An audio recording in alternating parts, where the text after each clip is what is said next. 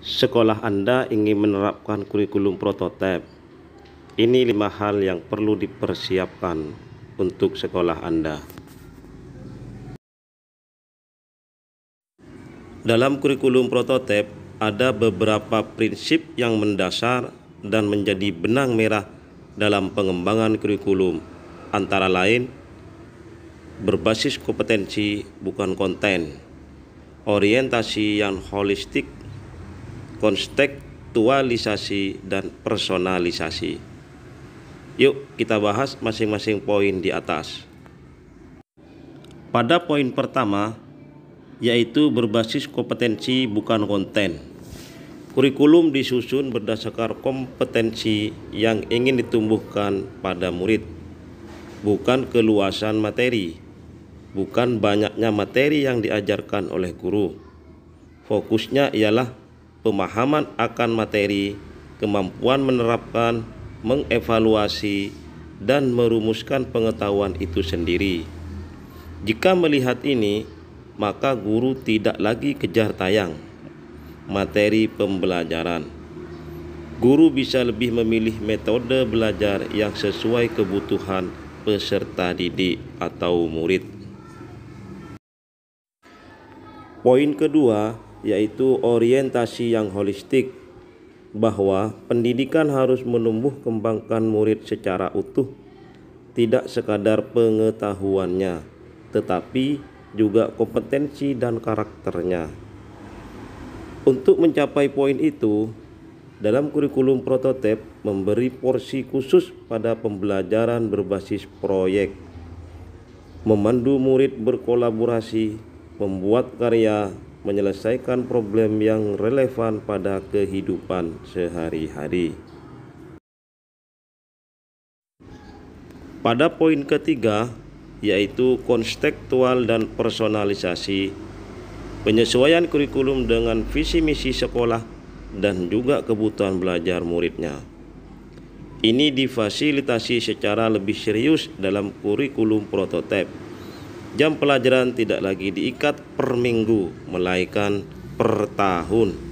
Ini memungkinkan sekolah untuk merancang kurikulum secara lebih fleksibel. Jika melihat ketiga poin tadi yang menjadi benang merah kurikulum prototipe, maka tidak sekadar menjalankan. Sekolah perlu membiasakan kebiasaan baik agar kurikulum prototipe dijalankan lebih tepat sasaran, sesuai dengan kebutuhan murid, dan terus bersemayam dan menjadi ruh dari sekolah tersebut. Kebiasaan ini juga bisa mulai ditumbuhkan oleh sekolah-sekolah yang akan dan belum menerapkan kurikulum prototipe, agar nanti bisa lebih siap. Berikut 5 kebiasaan baik sekolah tersebut. 1. Kepala sekolah sebagai pemimpin pembelajaran. Kepala sekolah perlu mulai berperan sebagai pemimpin pembelajaran, artinya mulai memprioritaskan waktu dan energinya lebih banyak untuk memandu perencanaan, pendampingan, dan refleksi proses pembelajaran, baik melibatkan murid, guru, maupun orang tua. 2. Perencanaan program sekolah yang kolaboratif. Kepala sekolah memandu perencanaan program sekolah yang kolaboratif, melibatkan guru antar mapel, antar kelas yang berorientasi pada kebutuhan murid. 3. Membiasakan kebiasaan berbagi praktik baik. Berbagi praktik baik yang dilakukan oleh guru-guru di sekolah memungkinkan antar guru bisa saling belajar, saling merefleksikan pembelajaran yang dilakukan, menduplikasi program atau proyek guru lain yang disesuaikan dengan kebutuhan belajar murid yang kita ajar. 4. Membiasakan peningkatan kompetensi.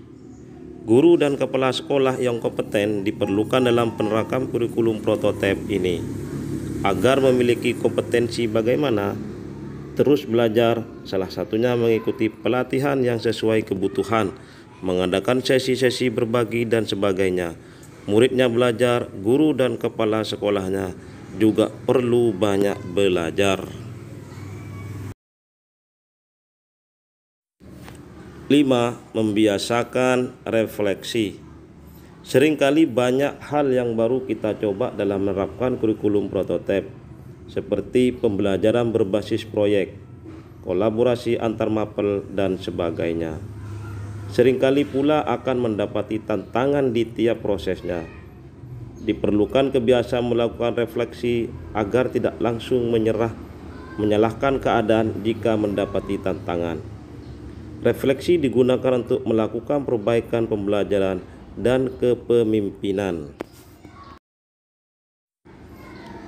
Dari kebiasaan nomor 1 sampai nomor 5, mana kebiasaan yang sudah sering dilakukan oleh Bapak Ibu di sekolah? Silahkan tulis komentarnya di kolom komentar ya. Jangan lupa like, subscribe. Yuk kita sambut kurikulum prototipe dengan semangat merdeka belajar. Terima kasih.